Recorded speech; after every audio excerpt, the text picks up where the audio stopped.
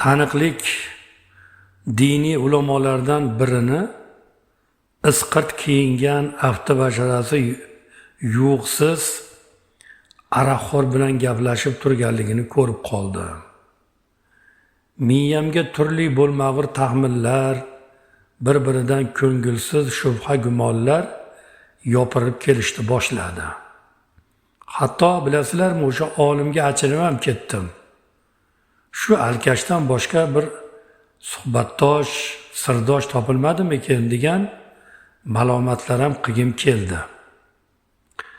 Boyagi olim gapini tugatib, meni oldimga kelib salomlashdida, norozi holatdagi kayfiyatimni sezgandek tushuntirib ketdi.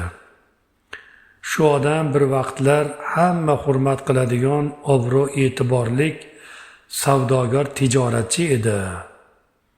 Boshiga katta bir musibat tushib, alamini ichkilikdan oladigan bo'lib qopti. Hozir uni ko'rib qolib, bu rasvo ishdan qaytarish niyatida pand nasihat qilayotgan edim. Olimdan bu gaplarni eshitgandan keyin savollarim bo'g'zimda, gumonlarim miyamda, malomatlarim tilimda qoldi. Ya'ni bir inson mana shu gapni, mana shu voqeani aytib beryaptilar. Yaqinda ustozlardan biri shunday zorlanib qoldi. Nima bo'ldi? Hozirgi yoshlar juda e'tiborsiz, loqat, bee'tibor bo'lib ketyapti. Kuyib pishib gapiraman-u, hammasini xayoli boshqa yoqda. Meni mutlaqo eshitgisi kelmaydi. O'ylanib qoldim. Nimaga notiq o'z so'zini tinglovchiga yetkaza olmayapti? Nima uchun ustoz o'z fikrini talabasiga uqtira olmayapti? Nima sababdan xonadon boshlig'i gapini oila a'zolariga o'tkaza olmayapti? Hozirgi paytda odamlarni gap yuqmas bo'lib ketayotgani sabablari qayerda? Buni ildizlarni sal uzoqroqdan, solih ajdodlar tajribasidan axtarishga to'g'ri kelib qoladi. Bir kishi Abul Qosim Hakimdan so'radiki, oldingi zamondagi olimlarni pandi nasihatlari odamlarga ta'sir qilardi-yu, nimaga hozirgi olimlarni gaplari ta'sir qilmayapti? Hakimni javobini qarang.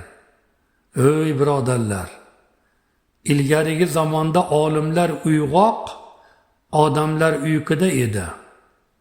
Uyg'oq kishi uyqudagini uyg'ota olardi. Ularning pand nasihatlari ham odamlarga ta'sirini o'tkazar edi. Bugungi kunda olimlar uyquda, odamlar esa o'lik. O'zing aytchi, uyqudagi kimsa o'likni tiriltira oladimi?